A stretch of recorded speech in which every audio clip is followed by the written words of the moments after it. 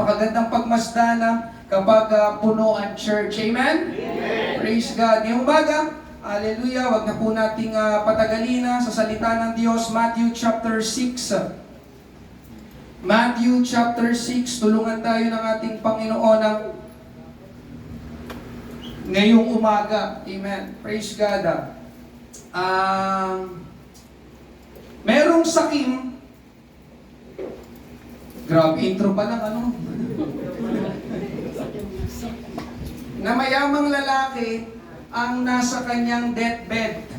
Ibig sabihin siya ay nalalapit ng mamatay at nakahiga na lang dahil sa malubhang karamdaman. Ipinatawag niya ang kanyang misis para maghuling habilin. Sabi niya nung lalaki, "Darling, alam mo naman kung paano pinaghirapan ko ang lahat ng meron tayo. Pwede ba na lahat ng pera na naipon ko, na nakapangalan sa akin, ay ilagay mo lahat sa maleta?"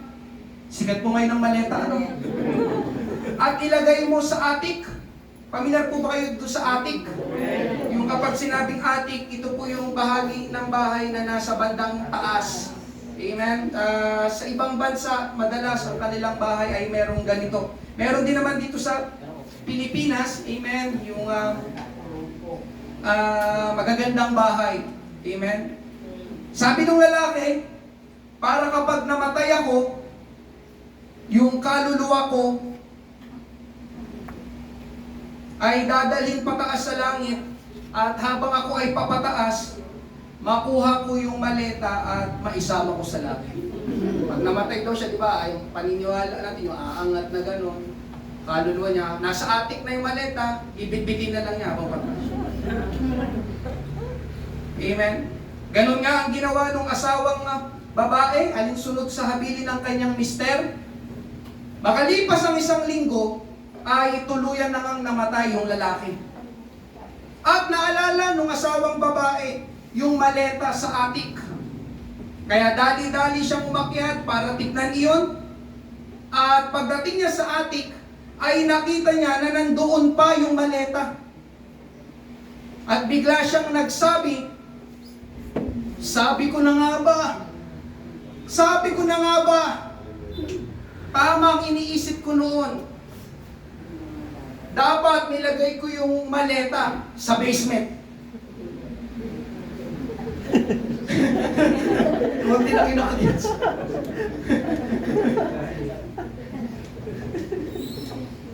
Simple na ba? Nakuha ni Brother Eric. Ibig sabihin ng babae, asawang babae, hindi pala napunta sa langit. Kasi nandun pa rin yung maleta sa atin. Sabi ko na nga ba, dapat talaga sa basement ko nilagay yung maleta eh. Amen? Okay mga kapatid, bagamat biro po yung kwento na yon, hallelujah, alam nyo mga kapatid, seryoso naman ang pinaparating sa atin ng Diyos. Noong nakaraang Biyernes ng gabi, totoong nangyari po ito, nagsisipilyo na ako para umakyat at matulog. Wala pa po akong pangangaral para ngayong umaga. May isang topic na akong nasa isip, pero tinatanong ko pa rin ang Panginoon, "Panginoon, anong ipapangaral sa linggo?" Wala po tayong sinusundan na preaching sa ating pong fellowship, sa ating church. Talagang uusisain, kakausapin, tatanungin mo ang Panginoon, "Panginoon, ano pong ipapangaral sa linggo?" Alam nyo mga kapatid, out of nowhere, habang nagsisipilyo ko, nangusap ang Panginoon. May pinakita siya sa akin na mga tagpo sa Bible na talagang nakuha ang atensyon ko, na napasabi na lang ako, "Oo nga no." Ano po yun? 3 tagpo po ito sa Bible. Basahin po natin. Luke chapter 12 verses 18 to 21. At sinabi niya, "Alam ko na." Pamilyar po kayo dito. "Gigibain ko ang mga bodega ko at magpapagawa ako ng mas malaki. At doon ko ilalagay ang ani at mga ari-arian ko. At dahil marami na akong naipon para sa maraming taon, magpapahinga na lang ako, kakain, iinom at magpapakaligaya." Verse 20, ngunit sinabi sa kanya ng Diyos, "Hangal, ngayong gabi ay babawiin ko sa iyo ang buhay mo. Kanino ngayon mapupunta ang lahat ng inipon mo para sa iyong sarili? Ganyan ang mangyayari sa taong nagpapayaman ng sarili, ngunit mahirap sa paningin ng Diyos.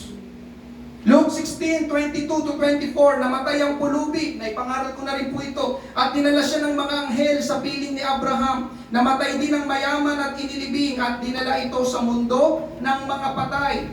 Habang nagdurusa siya roon, nagdurusa, amen, yun ang kalagayan mga kapatid sa impyerno. Andiyan pa po ba kayo? Amen. Nakita niya sa malayo si Lazaro, nakasama ni Abraham. Kaya tumawag siya, Amang Abraham, maawa po kayo sa akin. Utusan niyo po si Lazaro na isawsaw ang daliri niya sa tubig at ipatak sa dila ko para lumamig-lamig ang pakiramdam ko. Dahil hirap na ako rito sa apoy. Luke 18:22-23, nang marinig iyon ni Jesus ay sinabi niya, isang bagay pa ang kulang sa iyo. Ipagpili mo ang lahat ng ari-arian mo at ipamigay mo ang pera sa mga mahihirap at magkakaroon ka ng kayamanan sa langit. Pagkatapos, bumalik ka at sumunod sa akin. Verse 23, nalungkot ang lalaki nang marinig ito dahil napakayaman niya. Amen. Mga kapatid, sabi ko po sa inyo, nakapangaral na ako separately mula sa mga kwento na to. Pamilyar po ba kayo? Isa-isa yan, ipangaral ko na po yan. Amen. Pero meron pa pala na mas malalim na mensahe na gustong iparating sa atin ng Panginoon na mula sa mga tagpong ito na talagang noong gabi na yon ko lang din nakita at naliwanagan. Ano po yun mga kapatid? Una, pansin nyo lahat sila ay galing sa Bagong Tipan, New Testament. Amen? Katunayan, isang book nga lang, Book of Luke. Ikalawa, lahat yan ay ang Panginoong Hesus ang nagkwento at yung isa pa nga dyan ay mismong sangkot siya. At ikatlo mga kapatid, itong nakatawag ng pansin ko, lahat sila ay mayaman. Yan talaga yung pumasaba nagsisipilyo. Yung tatlong tagpo na yan, out of nowhere, hindi ko po iniisip yan mga kapatid. Ibig sabihin, mayaman, maraming pera, may mga ari-arian, amen. At ikaapat mga kapatid, itong nakakalungkot, napansin nyo ba, lahat ng kanilang kinahinatnan ay hindi maganda? Napansin nyo ba, yung tatlong binasa? Lahat hindi maganda ang kinahinatnan. Kung ibubuod mga kapatid, lahat sila'y napahamak o pwede nating sabihin, sila'y hindi naligtas at napunta doon sa walang hanggang pagdurusa. Amen. Ulitin ko po mga kapatid, ang Panginoong Hesus ang nagsasalita sa mga tagpo na yan. Ano pong ibig sabihin nun? Talagang meron siyang gustong iparating sa bawat makakabasa, amen, ng mga tagpo na ito sa Bible. Lalo na sa mga mayayaman, may pera, may ari-arian. Nandiyan pa po ba kayo? Amen. Amen. Hallelujah. Mga kapatid, ang kayamanan o pera ay may kinalaman sa walang hanggan. Money affects our eternity. Ang kayamanan o pera ay pwedeng pumigil sa atin para hindi tayo makapasok sa buhay na walang hanggan sa langit. Yun yung tinatalakay ng tatlong kwento na ito na mismong si Jesus ang nagkwento, ang nagsasalita. Amen? Liliwanagin ko po ngayong umaga, baka sabihin nyo, so pastor, lahat ng mayayaman ay hindi maliligtas at hindi makakapasok sa langit? No! Mali. Hindi po ganon. Pwedeng maligtas ang mayayaman. Nandiyan pa po ba kayo? May naliligtas na mayayaman. May mga mayaman ngayon nakakilala sa ating Panginoon, tinanggap ang Panginoong Hesus. Amen? Pwede silang maligtas. Amen po ba? Amen. Yun nga lang mga kapatid, itong sabi ng Panginoon, hindi ako nagsabi. Luke 18:24-25, nang makita ni Jesus na nalungkot siya, yung pangatlong tagpo kanina, sinabi niya, napakahirap para sa mayayaman ang makapasok sa kaharian ng Diyos.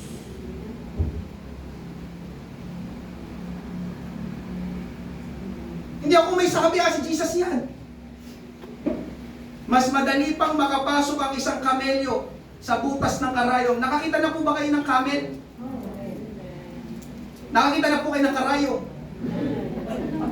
Mas madali pa daw pumasok ang kamelyo sa butas. Yan ay figure of speech. Kumbaga, pinapakita talaga yung impossibility. Amen? Kaysa sa makapasok ang isang mayaman sa kaharian ng Diyos. Amen? May maliligtas na mayayaman, pero sabi ng Panginoon, ang hirap daw. Nandiyan pa po ba kayo? Amen? Pansinin nyo mga kapatid, ngayon sa ating kalagitnaan, sino tayo dito? May milyonaryo ba dito? Anong gusto mo ipunto, pastor? Minsan ang hirap humakay. Umakay. Amen? Kaya pansinin ko sa tayo mahayo. Mga squatters area. Amen? Pero alam niyo mga kapatid, bagaman hindi ganon kadali na maligtas sila, nananampalataya pa rin ako na maliligtas pa rin sila. Amen. Bakit, pastor? Dahil walang imposible sa ating Panginoon. Amen. Inawit natin kanina. Walang imposible. Amen? Hallelujah.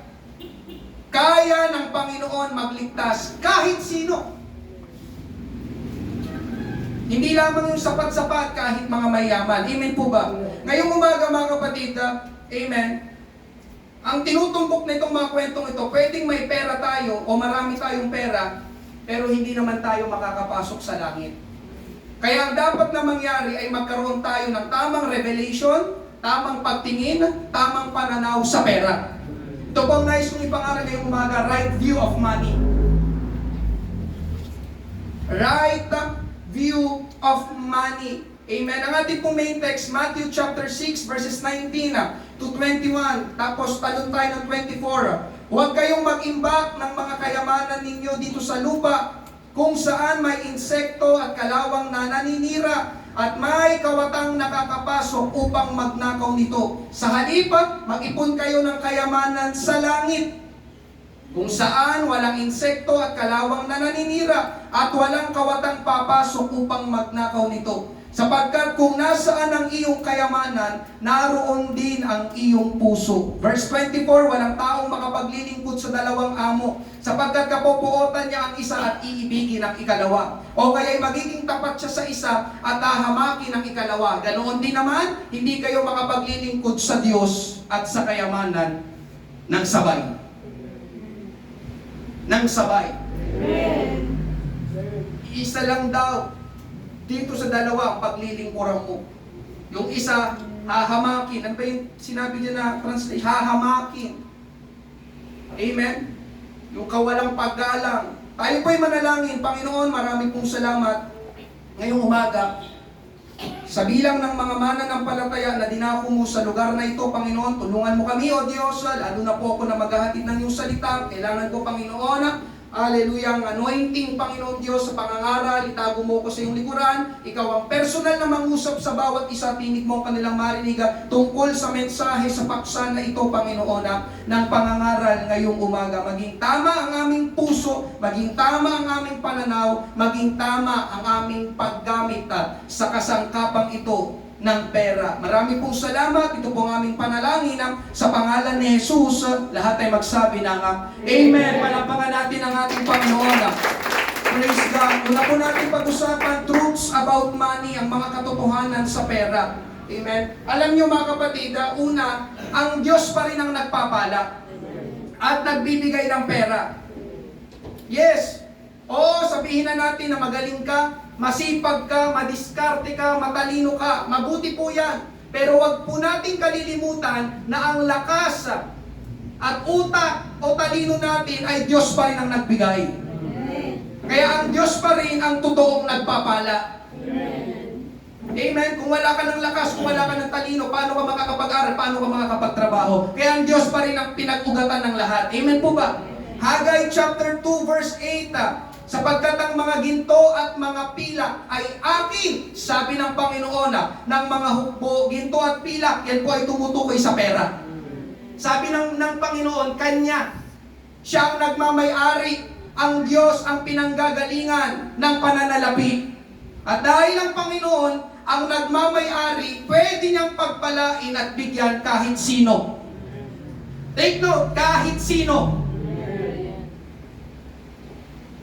Amen? Yun po ang ikalawa, mga kapatid. Kahit sino ay pwedeng magkaroon ng pera o yumaman o umasenso. Matthew 5:45, sapagkat pinasisikat niya ang araw sa masasama at sa mabubuti, at pinapapatak niya ang ulan sa mga matutuwid at sa mga hindi matutuwid. Mga kapatid ko sa Panginoon, kahit hindi mananampalataya ay pwedeng magkaroon ng pera. Di kata kay sangayon. Kahit hindi mananampalataya, pwedeng yumaman. Kahit hindi mananampalataya, pwedeng umunlad ang buhay. Materially, financially. Amen?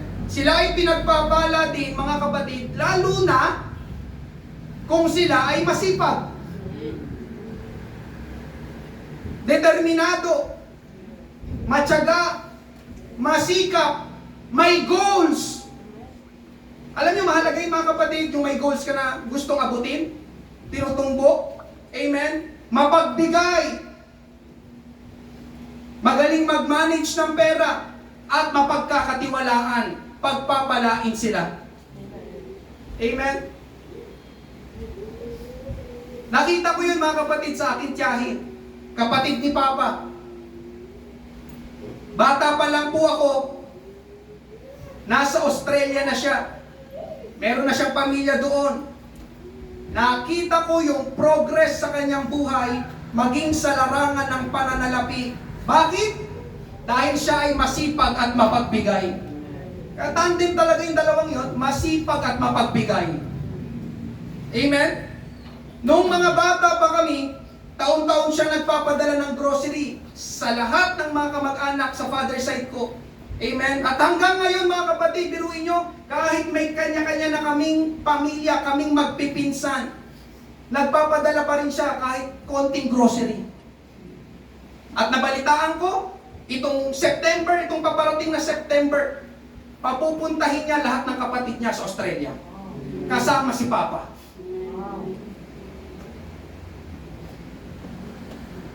Ang punto ko dito, pinagpala siya materially at financially kahit hindi siya mananampalataya, hindi siya born again Christian. Andiyan pa po ba kayo? Kaya kung may nag-iisip dito, bakit yung hindi mananampalataya na yun? Hindi naman siya Christian. Dahil sinabi sa binasa natin, ang Diyos nagpapasikat ng araw at nagpapaulan sa masasama at mabubuti. It speaks about provision. Amen? So kahit hindi mananampalataya, pwedeng pagpalain at umunlad ang buhay. Amen? Pero mamaya, mga kapatid, may pambalansi tayo dito. Kung siya ay masipag, matyaga, marunong sa pera, at mapagbigay. Amen? Lagi kong dinidiin yung mapagbigay. Kasi mga kapatid, yun ang sabi ng Bible. Proverbs 11:24. Anong sabi sa inyong harapan? Ang mga taong mapagbigay ay lalong yumayaman. Ngunit ang mga taong sakim ay hahantong sa kahirapan. Napansin nyo ba? Hindi naman sinabi na ang mga Kristiyanong mapagbigay. Hindi, ang sabi ay mga tao. Generally speaking, mananampalataya at hindi mananampalataya. Kung sila'y talagang mapagbigay, amen, bukas sa kanilang kalooban ng magbigay, sila ay pagpapalain, pasasaganain, payayamanin. Amen po ba? Kaya alam niyo, mga kapatid, pakinggan niyo ito, hindi sapat ang maging Kristiyano lang para tayo ay pagpalain.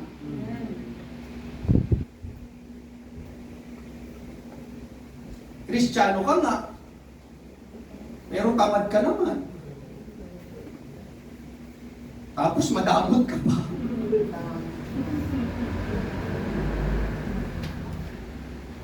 hindi ka pagpapalain. Hindi pinagpapala ng Panginoon ang tamad. Lalo na ngayon, yung ganyang panahon, di ba? Ayoko pumasok. Ako. At hindi pagpapalain ng Panginoon ang madamot. At kuripot. Sabi nga nila, aray mo.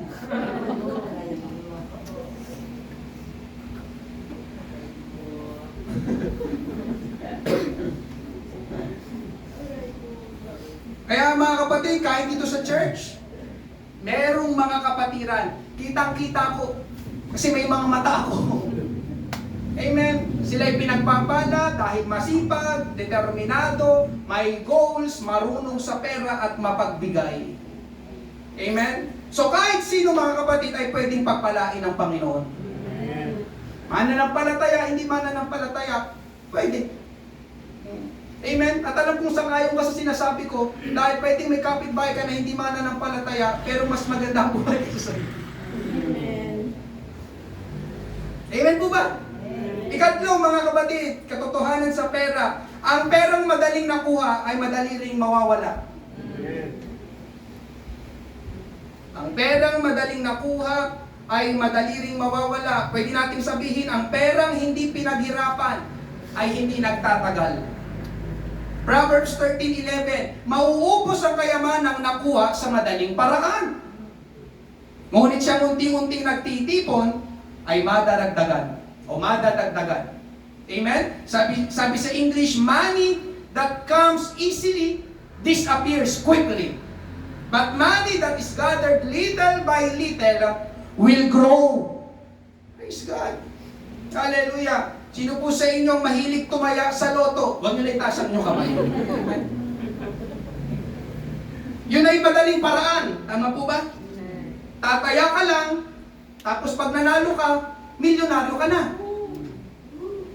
Pero alam nyo mga kapatid, pati sa mga makakapanood dito sa online, kung inipon mo na lang yung iyong pinangtataya, baka milyonaryo ka na ngayon.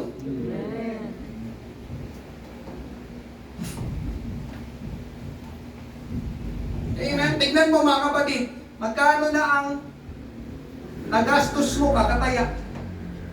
Pero hanggang ngayon, hindi ka pa rin nananalo yung mayaman. Amen po ba? Sino sa inyo may kakilalang nanalo na sa loto? Binalatuhan ka ba? Hindi, binalatuhan. Hanggang ngayon, milyonaryo pa rin ba sila? O one day millionaire lang? Bakit pastor? Mga kapatid, ganun kasi yun. Sabi ng Bible, money that comes easily disappears quickly. Amen? Pati sa mga mahilig pagsugal, huwag niyo rin po itaas ang inyong kamay. Amen? Tandaan nyo ito mga kapatid, sa mga nagsusugal dito. Amen? Pakinggan mo ito. Ang mga nagpapasugal, ang yumayaman, hindi ang mga nagsusugal. Amen. Do you agree? Yes.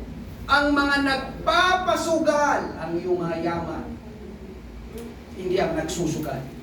Kaya kung nagsusugal ka, kawawa ka. Amen? Maniwala ka, kapatid ko sa Panginoon, palulubugin ka lang sa utang ng sugal. Amen? Tingnan nyo mga kapatid sa iba pang salin. Nito Proverbs 13:11, ang kayamanang nakuha sa pandaraya, madaling nawawala. Kaya mga kapatid, pagdating sa pera, huwag tayong mandaya. Andiyan pa po ba kayo? Ngunit ang kayamanang pinaghirapan ay pinagpapala. So anong ibig sabihin yan? Kikilos ka talaga. Gigising ng umaga. Magbabalat ng buto.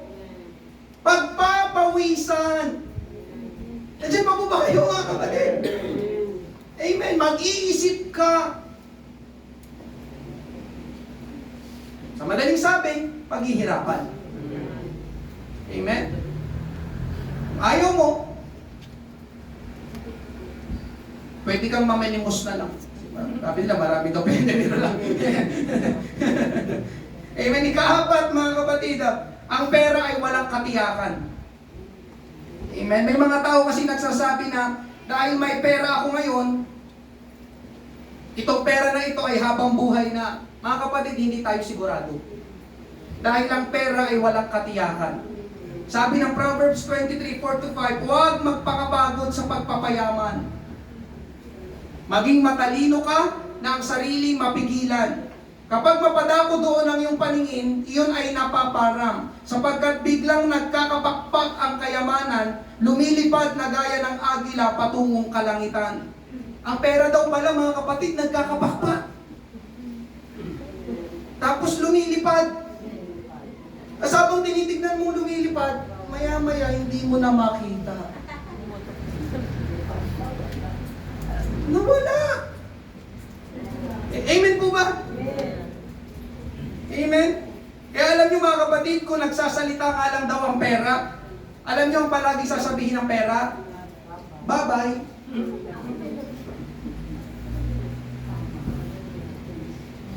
Tama po ba? Amen? Nakita po natin ito noong pandemic. May mga negosyong nagsara, mga kumpanyang na-bankrupt, mga taong nawalan ng trabaho. Ibig sabihin, nalagasan o naubusan sila ng pera na hindi nila lubos akalain na mangyayari. Amen? Ang ibig sabihin ng mga kapatid, anytime, pwedeng mawala ang pera dahil ang pera ay walang katiyakan. Money is uncertain. Amen? Noon nga yung pandemic, yung nag-aakala na yung mga malalakas, ilang mga malalakas na kumpanya at negosyo noon. Di ba? Biglang bumagsak. Amen? Ikalima, mga kapatid, amen, ito, agree tayo lahat dito. Kailangan natin ng pera. Bawat tao, bawat lugar, bawat bansa, kailangan ng pera. May gagawin ka, kailangan ng pera. May pupuntahan ka, kailangan ng pera. May bibiling ka, kailangan ng pera. May babayaran ka, kailangan ng pera. Hindi na kailangan ipaliwanag. Amen? So ngayon mga kapatid, may lang naman ito. Pag-usapan naman natin pangalawa, the dangers that money can cause. Yes, kailangan po natin ng pera, pero kung hindi po tayo mag-iingat, may panganib o may masamang dulot ang pera. Lilinawin ko po ngayong umaga, hindi masama ang pera. Ang sabi ko, hindi masama ang pera. Kakasabi ko lang kanina, kailangan nga natin ng pera. Pambayad, pambili, panggastos. Ang masama po ay ang pag-ibig sa pera. Love of money. Dahil ang pag-ibig po sa pera ay nagbubunga ng kasamaan. Ito ang una, ang pag-ibig sa pera, ugat ng lahat ng kasamaan. 1 Timothy chapter 6, verse 10, sapagkat ang pag-ibig sa salapi ang siyang ugat ng lahat ng kasamaan. Ang sobrang paghahangad ng salapi ang nagtulak sa iba na tumalikod sa pananampalataya at nagdulot ng maraming paghihinagpisa sa buhay nila. Bakit may korupsyon sa ating pamahalaan? Pag-ibig sa pera. Bakit may mga magnanakaw? Pag-ibig sa pera. Bakit may mga mandaraya at manloloko, scammers? Pag-ibig sa pera. Bakit may mga nagpapatayan? Pag-ibig sa pera. Bakit may mga magkakamag-anak na nagdedemandahan? Pag-ibig sa pera. Kaya alam niyo mga kapatid, masama ibigin ang pera. Amen. Ang sabi ko, masama ibigin ang pera. Amen. Pag inibig mo ang pera, delikado ka. Amen. At ikalawa, pera ang dahilan kung bakit iniiwan nila ang Panginoon at walang panahon sa church. Sabi sa binasa ulit natin, ang sobrang paghahangad ng salapi ang nagtulak sa iba na tumalikod sa pananampalataya. Sila yung mga mananampalataya na kahit linggo nagtatrabaho. Tumahimik na naman. Hirap talaga ng pangangarap. Kahit linggo, nagnenegosyo. Kasi, pwedeng hindi pa sila kontento. Sabi pa doon, naghahangad pa. Hindi pa sila kontento sa natanggap nila, sa kinita nila, o sa kung anong meron sila. Amen? Kaysa magsimba, magtrabaho na lang. Magkakapera pa. Amen. Kaya mga kapatid, totoo yung sinabi sa ating main text, ang pera o kayamanan, ang numero unong karibal ng Panginoon sa puso natin. Di ba binasa natin kayo, nabasahin ulit natin, Matthew 6:24. Walang taong makapaglilingkod sa dalawang amo. Mga kapatid, ito ang nakakatawag pansin. Pakinggan mo ito, ang pera pwedeng maging amo. Ibig sabihin ng amo, boss, at ikaw ang sumusunod. Parang sabi ng pera, halika. Ikaw naman, amo. Diba? Amo. Sapagkat kapopuotan niya ang isa at ibigin ang ikalawa, o kaya magiging tapat siya sa isa at hahamakin ang ikalawa. Ganoon din naman, hindi kayo makapaglilingkod sa Diyos at sa kayamanan. Mga kapatid, sinabi ng Bible. Talagang dinirect siya. Pero yun mo, ang dami naman pwedeng ilagay dyan. Diyos at, ano pa pwedeng maging ano, di ba? Panginoon. Diyos at sarili. Kung gano'n. Amen? Diyos o Diyos-Diyosan. Pero dito, talagang in-specific ng Panginoon. Diyos at kayamanan. Numero unong karibal ng Diyos sa puso natin, kayamanan, ari-arian, pera. Mga kapatid, isa lang daw ang pwedeng maging Panginoon. Isa lang ang pwedeng sundin. Isa lang ang pwedeng piliin. Kapag pinili mo ang Diyos, kaya mong ipagpalit ang pera. Kaya mong ipagpalit ang pasok sa trabaho. Ang pagtitinda. Kahit pa may gawain. Kahit pa malakas ang benta ng linggo. Pero kapag mas pinili mo ang pera, kaya mong ipagpalit ang Panginoon at ang gawain. Amen po ba? Kasi isa lang ang amo o Panginoon. Amen? Ito paminsan mga kapatid, ang kakalungkot, noong walang-wala, palagi sa church.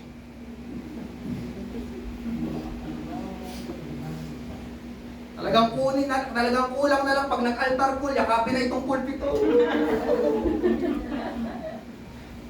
Pero noong nagkatrabaho na, Pastor, preach! Hindi na makita sa church.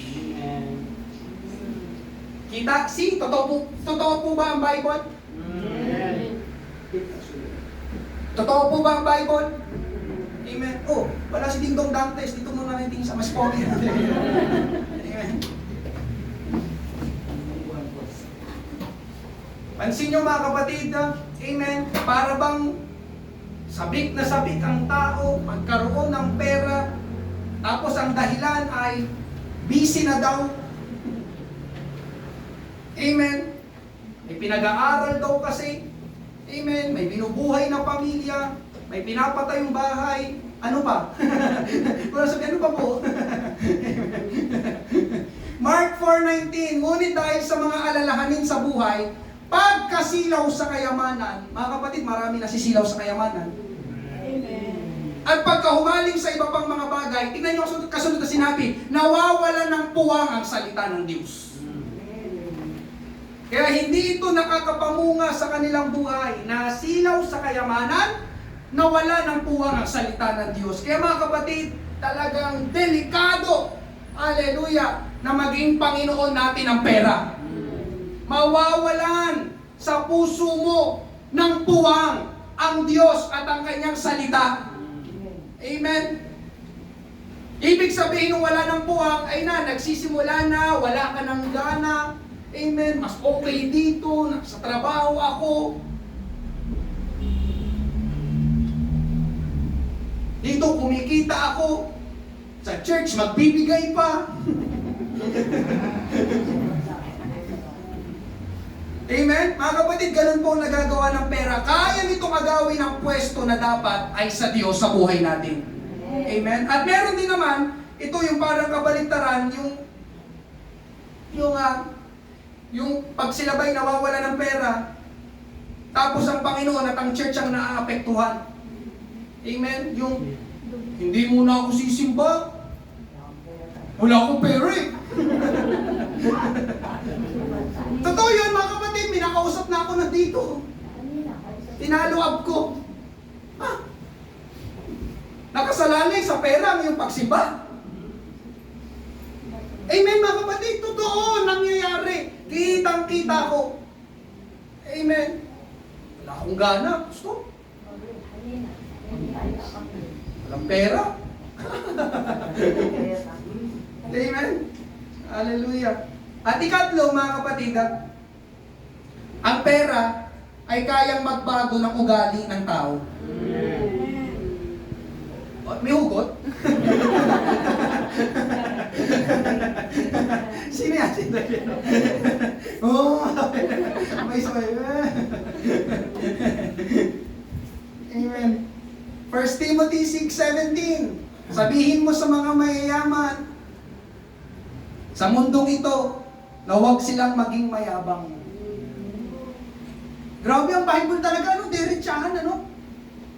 O umasa sa kayamanan nilang madaling mawala. Yun nga, sinabi ulit, kayamanang madaling mawala. Amen? May kakilala po ba kayo na noong umasenso sa buhay, yumabang? Anong pangalan? Biro lang po, biro lang. Amen. Ang naalala ko dito yung sikat na vlogger, yung ano sino ba yun? Hindi naman ako nanonood ng kanyang vlog, si Diwata ba yun? Amen. Kamukha ni ano? Di ba? Hindi na naman tayo pastor. Sorry.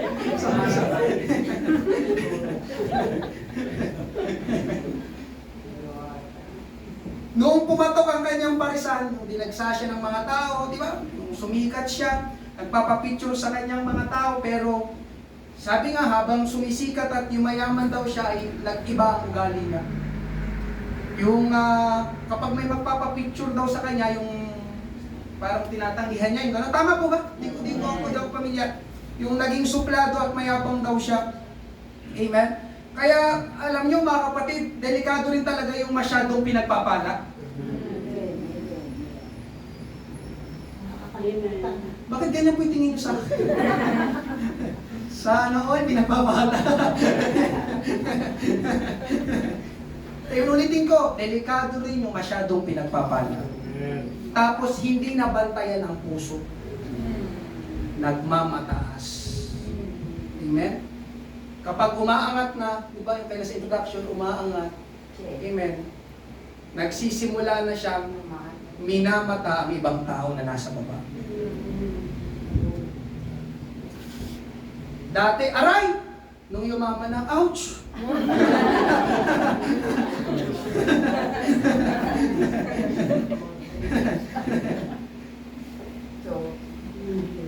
Amen? Yung nagmamataas, mga kapatid, di ba? Ito na ako ngayon. Hindi nyo na ako pwedeng ismulin. Dati, di ba, nagta-tricycle lang ako. Pero ngayon, ito, naka 4 wheels na ako. E-bike nga lang. Pero at least 4 wheels. Amen?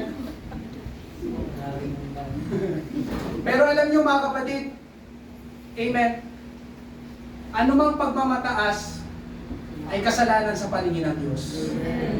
Tandaan mo ito, ang pera pwedeng magpabago ng ugali ng tao, pero sabihin ko sa iyo, ibabagsak ka ng kayabangan. Huwag nating hayaan na baguhin ng pera ang ating ugali. Amen po ba? Stay humble as you are. Kasi pagpapalain ka ng Panginoon, pagpapalain ka ng Panginoon. Always keep your feet on the ground. Amen po ba? Amen. Ika-apat mga kapatid, ito na, yung pinakadelikado sa lahat, yung aking introduction kanina, ang pera, pwede tayong dalhin sa impyerno. Ito yung introduction ko kanina, di ba? Pag-ibig sa salapi, masyadong nakafocus sa pera, hindi na makontento, hindi mabitawan ang trabaho, negosyo, pananalapi. Yung 3 kwento sa Bible na binasa natin kanina, punong-puno na ang bodega ko. Magpapagawa pa ako ng mas malaking bodega para magkasya ang mga ani. Pagtapos nun, kakain, iinom, at magpapakaligaya na lang ako sa buhay. Pero nagsalita ang Diyos, hangal. Sa gabing ito'y kukunin sa iyo ang iyong buhay. Natuwa ba ang Diyos? Hindi. Amen? Yung mayamang lalaki sa Luke chapter 16, yun yung pangalawa naman, yung kwento niya at ni Lazaro. Di ba, yung mayamang lalaki napunta sa impyerno. Ibig sabihin, hindi rin natuwa ang Diyos. At yung pangatlo, kausap siya mismo ng Panginoon, pinagpalit niya ang buhay na walang hanggan sa kayamanan. Amen? Yun pa naman ang tanong niya, pag binasa niyo yung context na yun. Amen? Paano po ba magmana ng buhay na walang hanggan? Amen? Pero nung sinabi ng Panginoon, ipagbili mo lahat ng iyong kayamanan. Tapos bumalik ka sa akin, sumunod ka sa akin. Umalis siyang nalulungkot. Natuwa ba ang Panginoon? Hindi. Kaya nga sinabi ng Panginoon, yung kasunod na talata, binasa na rin natin kanina, napakahirap para sa mayayaman ang makapasok sa kaharian ng Diyos. Tingnan nyo mga kapatid, si Jesus mismo nagsabi, talagang alam niya. Kaya po ipinapangaral ko ito ngayong umaga. Para kapag yumaman ka na, bakit tumatawa kayo? Diba? Pwede, bakit? Ayan, diba? Yaman. Pag ganun kasi tinatawanan. Pero pag nalalaman, pagpalaya pa yaman, pero pag ganyan. Pero para kapag yumaman ka na, posible ba? Posible. Amen. Maging tama yung puso sa harapan ng Panginoon. Kasi sabi ng Panginoon, napakahirap sa mayayaman. Kung makapasok sa... Nagbibigay ng babala ang Panginoon. Amen po ba? Ano pong gusto kong ipunto dito mga kapatid? Pwedeng pinagpapala tayo, pwedeng mapera tayo, pwedeng successful tayo sa karera, trabaho at negosyo, pwedeng mayaman tayo, pero hindi tayo ligtas. Yun yung pinupunto doon ng Panginoon. Binalansin natin lahat ngayon. Kasi kayo baka sabihin niyo sa first point ko, amen, kahit sino pa yan pwede pagpalain. Huwag na nang sumimba. Hindi, binalansin natin dito. Sa point na to mga kapatid. Pwedeng pinagpapala ka, pwedeng sumasagana ang iyong buhay, pero ang tanong ay, ligtas ka pa rin ba? Amen? Ang iyong kaluluwa pa rin ba ay papuntang langit? Amen? Itong mga ito, mga kapatid, mayayaman. Pero hindi sila nakapagbigay ng kaluguran sa Panginoon. Kaya hindi mabuti ang kanilang naging hantungan sa buhay. Mga kapatid, amen, yes, kahit sino ay pwedeng pagpalain. Amen? Pero hindi ibig sabihin na pinagpapala ay ligtas na. Amen po ba? Amen. Mga kapatid, ngayong umaga, huwag tayong pumayag na pera o kayamanan ang maging dahilan para hindi tayo magmana ng buhay na walang hanggan sa langit. Amen po ba? Amen. Inapangaral ko po ito kasi talagang nakakasilaw ang pera. Amen. I will tell you, kaya mong ipagpalit ang Panginoon. Kapag inaangat ka na. Kapag nagkakaroon ka na. Kapag tumatanggap ka na, believe me, tandaan mo itong date na ito. Kaya mong ipagpalit ang Panginoon. Kaya mag-ingat. Amen. Sabi ko, mag-ingat. Amen. Huwag kang pumayag, huwag kang tumulat sa tatlong mayayaman na ito na mismo ang Panginoon ang nagkwento. Amen? Kaya pinapangaral ko po ito para magbigay ng paalala at babala tungkol sa pera at sa dapat na maging tamang pagtingin at pananaw natin sa pera nang sa ganon ay maging maayos ang paggamit natin ng pera. Pangatlo at panghuli, right view of money. Amen? Right view of money. Alam niyo mga kapatid, may tamang purpose, layunin ng pera at tamang paggamit ng pera. Ang pera po ay gamit at kasangkapan. Sino naniniwala? Amen. Ano ibig ko sabihin, Pastor? Ang pera ay gamit at kasangkapan, kaya dapat tayo ang gumagamit sa pera, hindi tayo ang ginagamit ng pera. Amen. Pastor, ano ano ibig sabihin na tayo ang ginagamit ng pera? Yung kapag ikaw ay bili ng mga gamit na hindi mo naman kailangan. Nakita mo lang na sale sa Shopee at Lazada, Shopee! Pero hindi mo naman talaga kailangan. Nakita mo lang, sweet. Grabe, bagay ito sa akin, no? Grabe. Pero mo, large ka, nakita mo, size small, pero bagay sa akin. Ikaw ang nakokontrol ng pera. Amen po ba? Amen. Yun nga, pati yung mahilig magsugat, ikaw ang nakokontrol ng pera. Pero mali mga kapatid, ikaw dapat ang kumokontrol sa pera. Amen. Yes, pwede mong sabihin, no! Hindi. Yung mga gastador, sino dito gastador? Amen? Oo mga kapatid, may mga gusto tayong bilhin para sa ating sarili. At of course, listen, of course, gusto tayong pagpalain ng Panginoon. At gusto rin ng Panginoon na ma-enjoy natin ang kanyang mga pagpapala. Pero tandaan po natin, nasa inyong harapan yan, blessings are not only meant for us. Blessings are not only meant for us. Ang mga pagpapala ay hindi lang po para sa atin. God gives us money to give, share, and help others. Tandaan niyo po yan. Yan ang right use, right view, right purpose of money. God gives us money to give, share, and help others. Ito po'y paulit-ulit na sinabi sa Bible. Genesis 12:2, gagawin kitang isang malaking bansa. Ikaw ay aking pagpapalain. Gagawin kong dakilang iyong pangalan. At ikaw ay magiging isang pagpapala. Sabi ng Diyos kay Abraham, pagpapalain kita. At kapag ikaw ay pinagpapala na, magiging pagpapala ka dapat.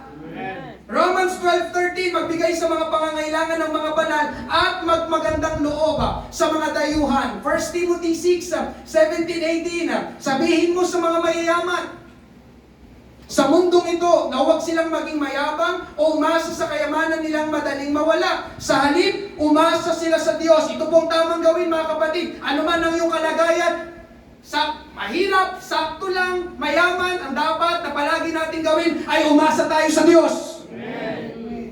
Na nagkakaloob sa atin ng lahat ng bagay na ikasisiya natin. Yun nga gusto ng Panginoon, ma-enjoy natin. Yes, kasama yan mga kapatid. Pero tignan niyo yung kasunod na sinabi, verse 18, turuan mo silang gumawa ng mabuti, maging mayaman sa mabubuting gawa, at mapagbigay at matulungin sa kapwa.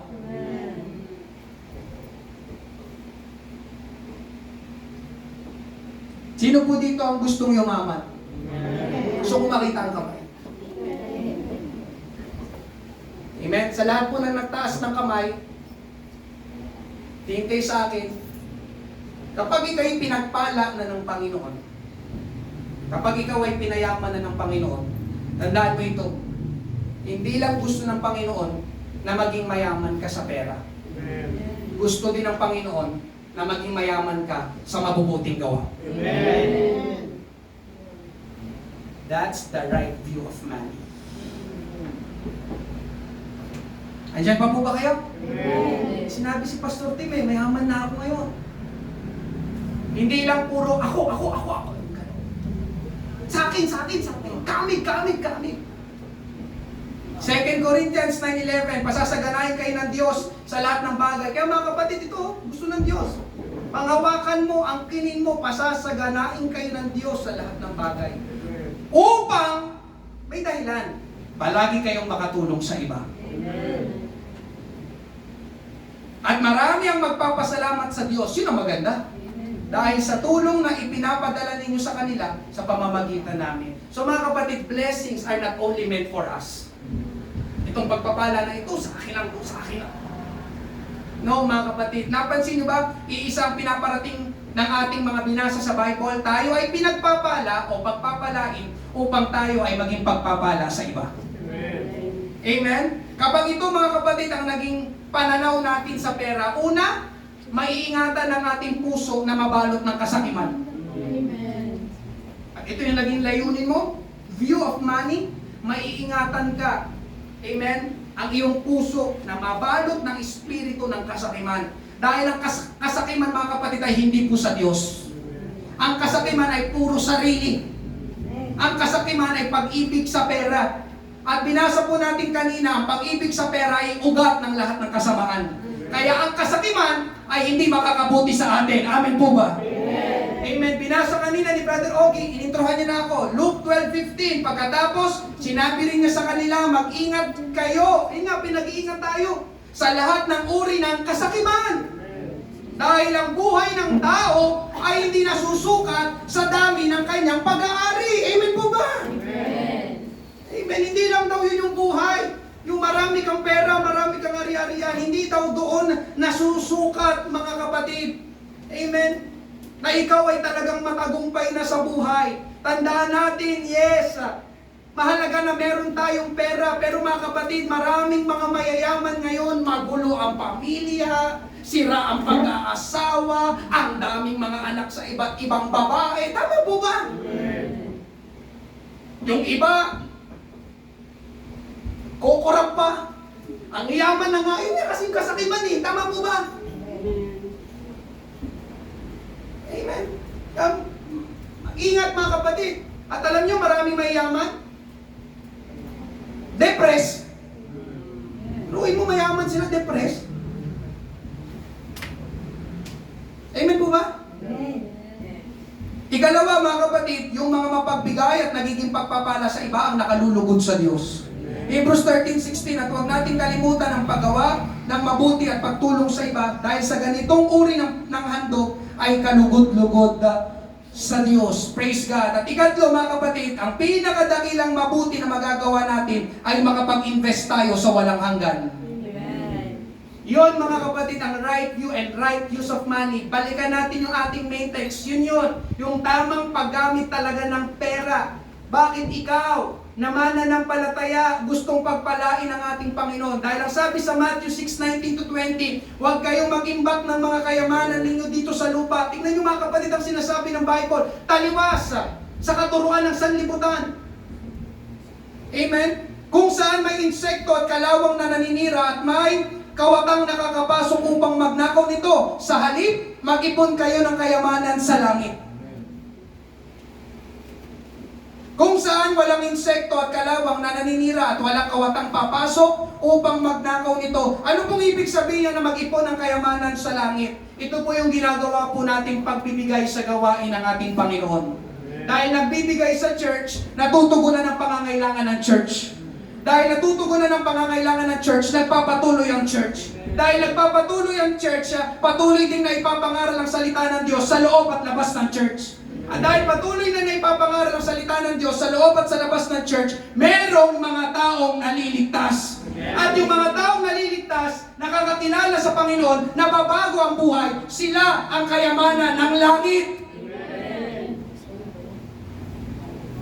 Kami mga kapatid ay taga Mandaluyong, kami ni Rolin. Pero pinadala kami dito para magpasimula ng gawain. Ang pagpapadala po sa amin dito may kasamang pananalapi. Dahil uupan ng lugar, amen, yung ilang mga upuan. At habang nagpapatuloy ang church, salamat sa Panginoon, nagbangon ang Diyos ng mga mananampalataya, nagsimulang magbigay at sumuporta sa gawain ng Panginoon. Alam nyo ang resulta mga kapatid, ikaw at ang katabi mo ay nakakilala sa Panginoon at naligtas. Kayo ang kayamanan ng langit. Amen. Nangaral ako last Thursday, soul winning. Ang soul winning ay malapit sa puso ng Diyos. Kaya kapag ikay nag-i-invest para sa kaligtasan ng mga kaluluwa, kaligtasan ng mga tao, malapit ka sa puso ng Diyos.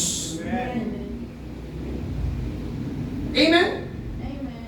Hallelujah! Ngayong umaga mga kapatid, sa aking pagtatapos, sa lahat mga kapatid na nagiging blessing sa iba, pati dito sa church, amen, ito po ang tandaan ninyo, nakalagay sa inyong harapan, God pays attention to people that He has seen them invest in His work and the lives and souls of other people.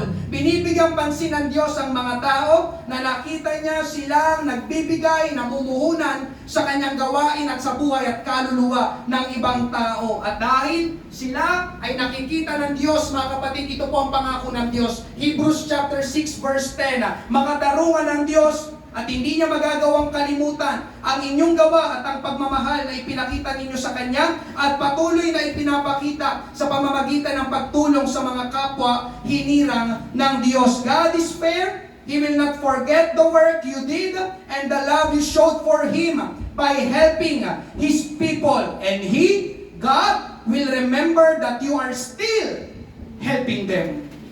Hanggang ngayon, tumutulong ka. Hanggang ngayon, nagbibigay ka. Hanggang ngayon, sumusuporta ka. Nakikita yan ng Diyos. At Kanyang aalalahanin lahat ng iyong mga ginawa, lalo na ang ginawa mo sa kaharian ng Diyos. Amen. Sa gawain ng Panginoon. Amen? Mga kapatid, ang mahalaga sa Panginoon, kaligtasan ng tao. Hindi po kami pinapunta dito para hikayatin kayo sa isang relihiyon. Ituro sa inyong relihiyon, hindi po mga kapatid. Pinadala po kami dito para ipakilala sa inyo si Jesus Christ. Amen. Hindi relihiyon, relasyon sa Panginoon. Dahil walang relihiyon na namatay doon sa krus. Ang namatay doon sa krus, isang Diyos na nagkatawang tao, ang pangalan ni Jesus Christ dahil sobrang mahal na mahal ka niya. Amen.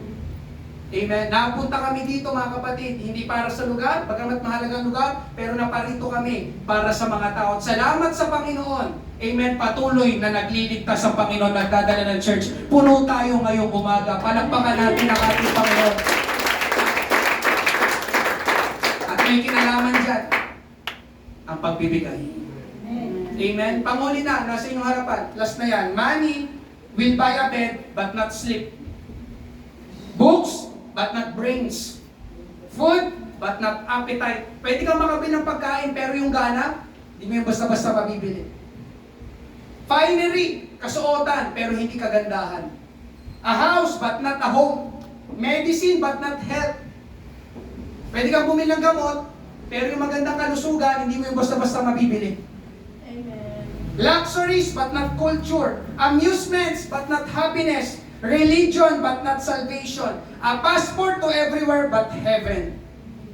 Amen. Hindi tayo kaya dalhin ang pera sa langit. Amen po ba? Amen. Kaya sa halip, mga kapatid, ngayong umaga, na sarilinin ng pera, ang tamang pananaw at paggamit sa pera ay maging tulong at pagpapala sa iba. Believe me, mga kapatid, it will also protect your salvation. Palakpakan, purihin natin ang ating Panginoon sa umaga nito. Habang bawat isa'y nakayuko, Panginoon, tulungan mo kami, O Diyos, ang hindi ko po nagawa ay iyong gawin sa paksa na ito, Panginoon. Lord, patungkol sa pananalapi, tulungan mo kami, Panginoon, magkaroon kami ng tamang pagtingin, tamang pananaw, tamang layunin, at tamang paggamit ng pera, Panginoon. Lord, you want to bless us, Lord God, but please help us, Lord God, to understand why you are blessing us, Panginoon. Bakit mo kami pinagpapala, Panginoon Diyos? Hallelujah. Hallelujah. Thank you, Lord. Ngayong umaga, nais ko pong magpaanyaya. Meron po bang first time dito? Hindi mo pa tinatanggap ang Panginoon sa iyong buhay, itong tamang pagkakataon. Amen. Hindi ka tatanggap ulit ng reliyon. Sabi ko, ang tatanggapin mo ay walang iba kundi ang ating Panginoong Jesus. Meron po ba sa umagang ito, sasamahan ka ng isang disciple dito sa church? Amen. Habang ang bawat isa'y nakayuko. Amen. Thank you, Lord. Meron pa po ba? First time, amen? Yan. Yan ang kayamanan ng langit. Kung walang nagbibigay, wala siyang maaatinan ng church. The Potter's House. Pateros. Thank you, Lord. Ngayon, sa bawat isa, mga kapatid, amen, mag-altar call pa rin tayo. Ipaayos natin sa Panginoon ang ating puso sa ating pananaw sa pananalapi. Blessings are not only meant for us. Ang blessing ng Diyos ay hindi lang palaging puro sa atin. Amen? Ikaw ay maging daluyan ng pagpapala ng ating Panginoon. Binubuksan po natin ang ating altar. Amen. Habang tayo maawit ka, banal mong tahanan. Praise God. Thank you, Jesus. Glorify your name, glorify your name. Lord, help my brethren, Panginoon, ang aking mga kapatid na ito, lalaki, babae, tatay, nanay, kabataan, Panginoon, Hallelujah, tulungan mo kami sa usaping ito, O Diyos, ng pananalapi, Panginoon, na hindi masayang ang mga pagpapala na pinagkakaloob mo, Panginoon, sa amin, O Diyos. Hallelujah. Lord, maging good stewards kami, Panginoon, ng pananalapi, Panginoon Diyos. Praise God, praise God.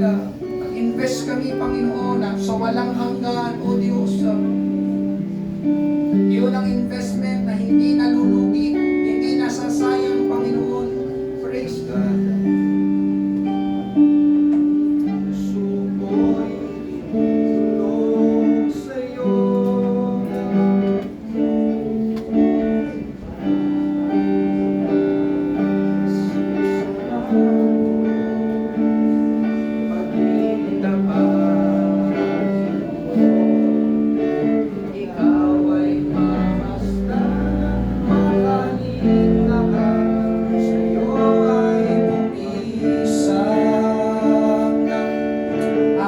Suko'y tulong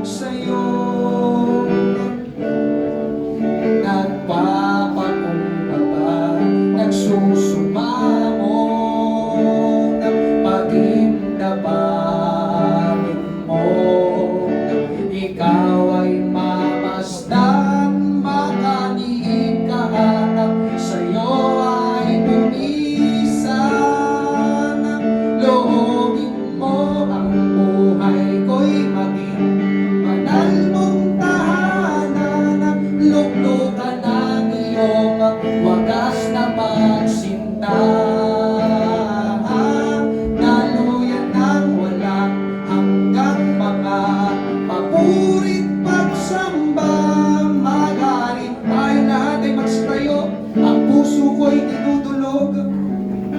Sabay-sabay nating awitin. Ang puso ko'y dinudulog sa'yo. Nagpapakumbaba, nagsusumabog, maging tapatin mo.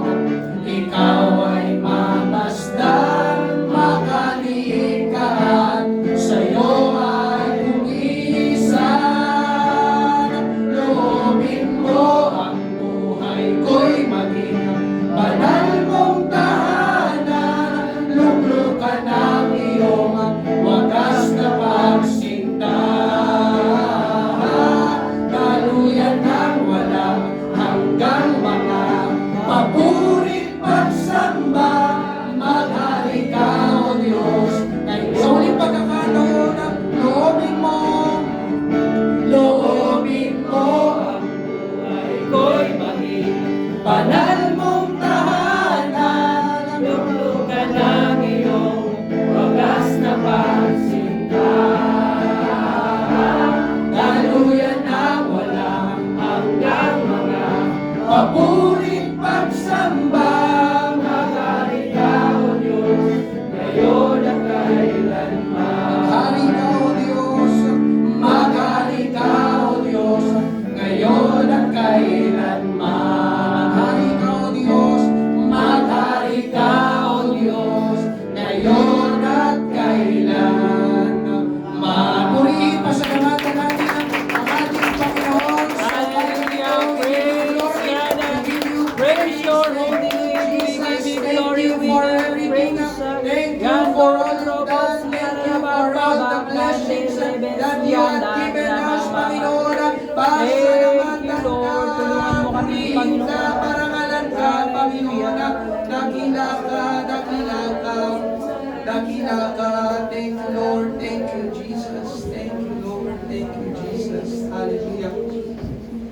Hallelujah. Kapag ikay pinagpala at pinayaman na ng Panginoon, huwag tayong makakalimot sa Panginoon. Amen. Praise God. Tayo ay manalangin, Panginoon Diyos. Marami pong salamat sa umagang ito. Hallelujah. Sa church, Panginoon, sa mga mananampalataya na ito na dinala mo sa lugar na ito, Panginoon, nagpuri sa iyo, Panginoon, lumuwalhati sa iyo, Panginoon, at tumanggap ng iyong mga salita. Dalangin ko, Panginoon, na hindi lamang, Panginoon, namin pakinggan ang bawat pangangaral ng iyong salita, kundi ito ay aming isapamuhay sa aming mga personal na buhay, Panginoon. O Diyos, maraming salamat. Ikaw ay totoong nagpapala, Panginoon Diyos, maging tama ang aming puso, ang aming pagtingin, ang aming pananaw, Panginoon, at paggamit namin ng mga pagpapala, pananalapi, Panginoon Diyos, na iyong ipinagkakaloba sa amin. Kami, O Diyos, ay maging pagpapala din sa iba, lalo na, Panginoon, sa iyong gawain. Marami pong salamat, Panginoon. Ito po ang aming panalangin. Sa pangalan ni Jesus, lahat ay magsabi ng Amen! Praise God!